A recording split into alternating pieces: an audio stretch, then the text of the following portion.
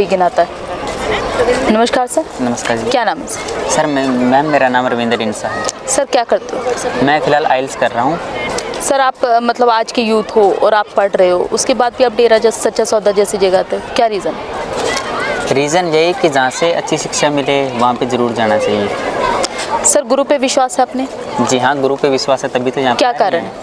कारण यही है जी कि जब से सूरत संभाली है तब से डेरा सच्चा सौदा से जुड़ा हुआ हूँ। मेरे माता पिता, मेरे दादाजी सभी जो है डेरा सच्चा सौदा से जुड़े हुए हैं। अच्छी शिक्षा मिल रही है, आ रहे हैं, गुरु के मार्गदर्शन करके समाज की भलाई का काम कर रहे हैं, बस आते हैं। सर जो लड़कियाँ डेरा सच्चा सौदा जाती हैं कितनी सुरक्षित है? जी और समाज से तो कहीं ज़्यादा सुरक्षित है। मेरी सिस्टर भी यहाँ पे आती है पढ़ने के लिए, कॉलेज में शास्त्रनाम जी गर्ल्स कॉलेज में आती है पढ़ने के लिए। तो जैसे कि और शहर का माहौल है, उस माहौल से तो कहीं ज़्यादा सुरक्षित है। सर आप कह रहे हो कि माहौल सुरक्षित है, मगर वहीं दूसरी तरफ मीडिया में एक के बाद एक खबरें दिखाई गई, क्या कहना चाहोगे? देखिए जी, मीडिया पे हम विश्वास क्यों करें कि जब पता है कि यहाँ पे क्या हो रहा है, मीडिया क्या दिखा रही है, जब दोनों का हमको अंतर पता है, स्पष्टता हमारे सामने है, तो फिर क्यों किसी के ऊपर विश्वास करें? मीडिया चाहे जो मर्जी दिखाए। मीडिया वाले कौन से दिन यहाँ पे आए थे? सर लड़की आपकी बहन जाती है, खुद की बहन डेरा सच्चा सौदा के स्कूल में जाती है, कैसा माहौल लगा आपको? जी बहुत ही बढ़िया माहौल है, यहाँ तक कि हम तो यहाँ पे रहने भी आते हैं। अभी पीछे 3 दिन पहले मैं और मेरी सिस्टर यहाँ पे आए थे और यहाँ पे मेरे भैया भाभी रहते हैं, वो यहाँ पे कॉलेज के अंदर टीचर हैं, तो हम उनके पास भी रह के गए थे। मतलब सबसे बड़े सुरक्षित माहौल है, अकेली लड़की यहाँ पर घूम सकती है, कोई दिक्कत वाली बात नहीं है। सर कैसी मर्यादा रखी जाती है डेरे में?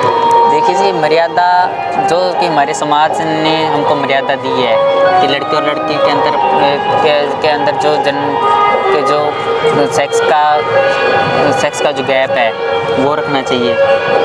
और इसके अलावा जो भी मर्यादाएं हैं कि किस नज़र से लड़कियों को देखना चाहिए और कैसा उनके साथ बर्ताव करना चाहिए, वो सभी मर्यादाएं यहाँ पे दी जा रही है। लेकिन आज का जो हमारा समाज है वो इन मर्यादाओं को भूल रहा है, लेकिन यहाँ पे वो मर्यादाएं बरकरार है।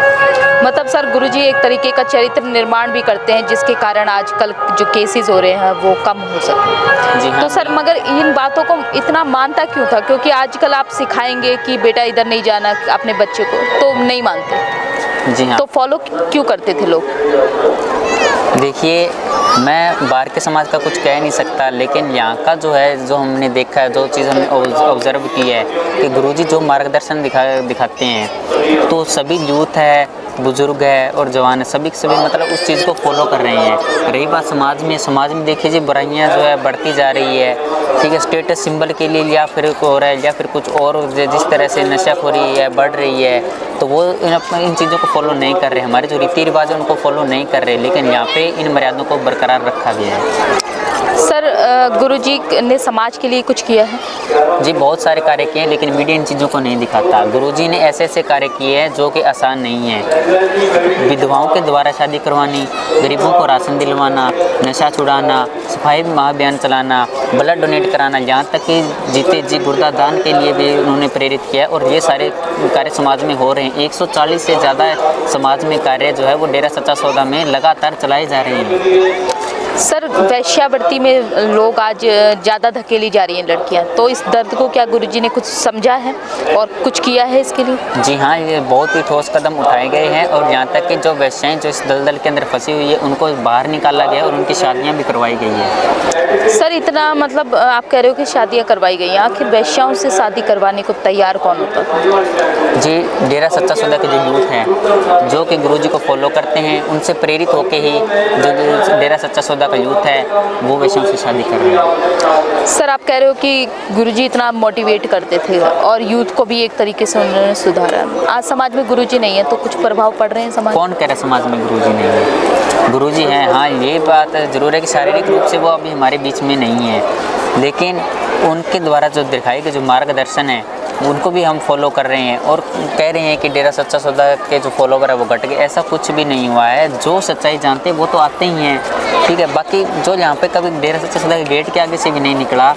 तो वो क्या जाने कि डेरा सच्चा सौदा क्या है। सर समाज को गुरुजी की ज़रूरत है?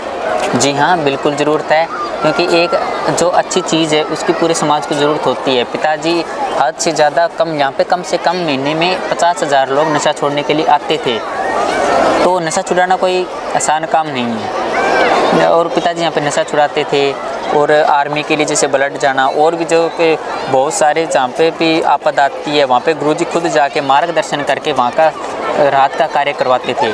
तो गुरुजी की तो समाज में ज़रूरत है। सर, नरकंकाल की सच्चाई क्या है? देखिए, नरकंकाल की सच्चाई कुछ भी नहीं है। हाँ, एक चीज़ है जो मैं उजागर करना चाहता हूँ कि यहाँ पे एक रीति रिवाज चलाई गई थी। जैसा कि हिंदू धर्म में सबसे ज़्यादा मान्यता है कि जो अस्थियाँ हैं वो गंगा नदी में बहाई जाती थी, लेकिन गुरुजी ने कहा कि गंगा हमारी माता है, पवित्र नदी है, तो ऐसा उसमें करके आप उसको दूषित कर रहे हो। तो पिताजी ने एक मुहिम चलाई थी कि आपके घर में अगर कोई बुज़ुर्ग या फिर किसी की भी अगर मृत्यु हो जाती है तो उनकी अस्थियों को अगर आप चाहो तो आप अपने घर के अंदर गड्ढा खोद के उनमें दबाएं और उसके ऊपर कोई पौधा लगाएं और उस पौधे को भी उस इंसान की तरह उसके सार संभाल करें। तो ये सबसे बढ़िया, जो कि पर्यावरण को भी दूषित नहीं करता और वहाँ पर भी गंदगी को कम करता है। तो पिताजी ने एक और बात कही थी कि अगर आप वहाँ पे अगर पेड़ पौधे नहीं लगाना चाहते तो आप यहाँ पे ले आएँ, हम यहाँ पे पेड़ पौधे लगाएंगे। तो ऐसा समाज में जो डेरा सच्चा सौदा के फॉलोवर है वो कर रहे हैं। वो गंगा नदी के अंदर अस्थियाँ नहीं बहाते, वो या तो डेरा सच्चा सौदा में लाकर उनके नाम का पौधा लगाते हैं या फिर अपने घरों में भी लगाते हैं। सर, गुरुजी के यहाँ जो बॉडी डोनेट करी जाती थी, ब्लड डोनेट होता था, किस तरीके से काम मतलब उससे लिया जाता था, कहाँ पे यूज़ किया जाता था? ब्लड डोनेशन जो होता है पहले भी होता था, अब भी बहुत ज़्यादा तादाद में होता है। वो थैलीसीमिया के बच्चों के लिए होता है और आर्मी के लिए होता है, या फिर ज़रूरतमंद जिनको कि इमरजेंसी में ब्लड चाहिए होता है उनके लिए वो फ्री के अंदर उनको जो है वो ब्लड प्रदान करते हैं। सर, ये जो बॉडी डोनेट के नाम से मतलब मीडिया में एक चलाया गया था गुरुजी के यहाँ पे अंगों की तस्करी, इसकी क्या सच्चाई है? देखिए जी, इसके बारे में ज़्यादा कुछ नहीं जानता, लेकिन इतना ज़रूर जानता हूँ कि मेडिकल रिसर्च के लिए लोग जो है वो अपने परिजनों की अपनी इच्छा से जो है वो बॉडी डोनेट करते थे। इसलिए अगर भी किसी की भी मृत्यु होती थी और अगर वो चाहते थे कि हाँ कि ये बॉडी को डोनेट करते हैं तो वो समाज के लिए एक बहुत ही अच्छी बात है, क्योंकि नए डॉक्टरों की रिसर्च के लिए बॉडी चाहिए होती है। इसलिए वो अपनी स्वेच्छा से बॉडी डोनेट करते थे। किसी भी तरह का उनके ऊपर फोर्स नहीं लगाया जाता था और किसी की तरह से उनको मतलब पीड़ा नहीं दी जाती थी तो कि आप बॉडी डोनेट करो। सभी लोग अपनी इच्छा से बॉडी डोनेट करते थे। सर, ग्रीनस वेलफेयर फोर्स को आप जानते हैं? वेलफेयर फोर्स किस तरीके की फोर्स है?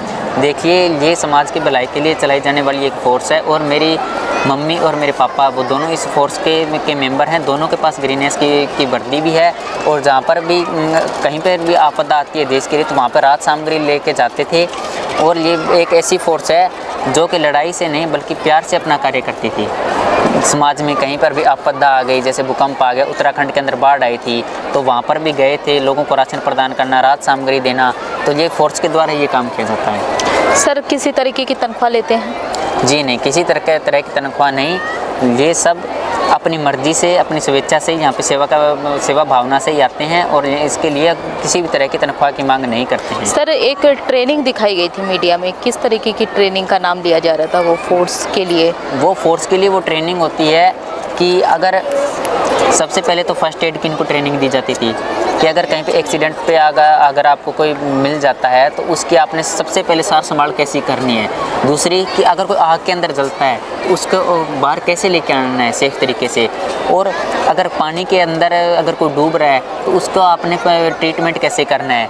और भी जैसे कि लाइफ स्किल्स हैं जो कि इमरजेंसी में चाहिए, उन्हीं सब चीज़ों की ट्रेनिंग दी जाती थी, न कि फाइट की ट्रेनिंग दी जाती थी।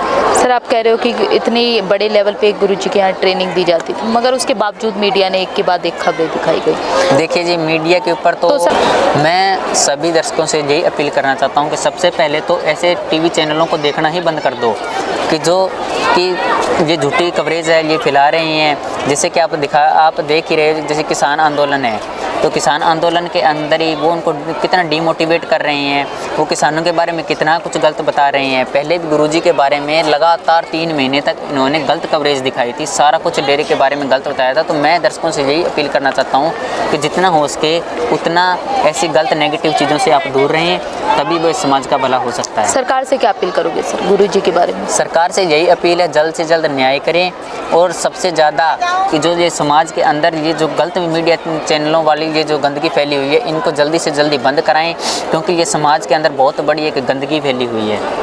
बहुत बहुत धन्यवाद सर आपका। जैसा कि आपने देखा कि गुरुजी ने कोई भी एक कोना नहीं छोड़ा जहाँ पर गुरुजी ने वेश्याओं का उद्धार किया, गुरुजी ने गंदगी साफ करवाई और खुद वहाँ पे जाके गंदगी साफ करी भी। गुरुजी ने ऐसा कोई कार्य नहीं छोड़ा जो कि देश के हित के लिए रह गया हो। कोई भी कोना नहीं छोड़ा जहाँ पर गुरुजी की ये सेना फोर्स ना पहुँची हो और लोगों की मदद ना करी हो। फिर इस फोर्स के बारे में, गुरुजी के बारे में इतना गलत क्यों मीडिया में दिखाया गया? गुरुजी ने सैकड़ों लोगों को दधीची तक बना दिया गया, जिन्होंने गुरुजी ने दधीची बनाया, जिन्होंने अपनी बॉडी डोनेट करी मरने के बाद और मरने से पहले भी, और लोगों के जन कल्याण के लिए। उसके बावजूद गुरुजी के बारे में इतने एलिगेशंस क्यों? क्या ये एक तरीके का देशद्रोह का कार्य नहीं? क्या हम नहीं चाहते कि हमें ऐसे संत मिले जहाँ पर हमारी जो लड़कियाँ हैं उनके रहते हुए महफूज हों, उनकी फोर्स के रहते हुए महफूज हों, जो निःशुल्क कार्य करती है, किसी तरीके की तनख्वाह नहीं लेती? अपनी जो राय है कमेंट बॉक्स में ज़रूर लिखिएगा। बहुत बहुत धन्यवाद।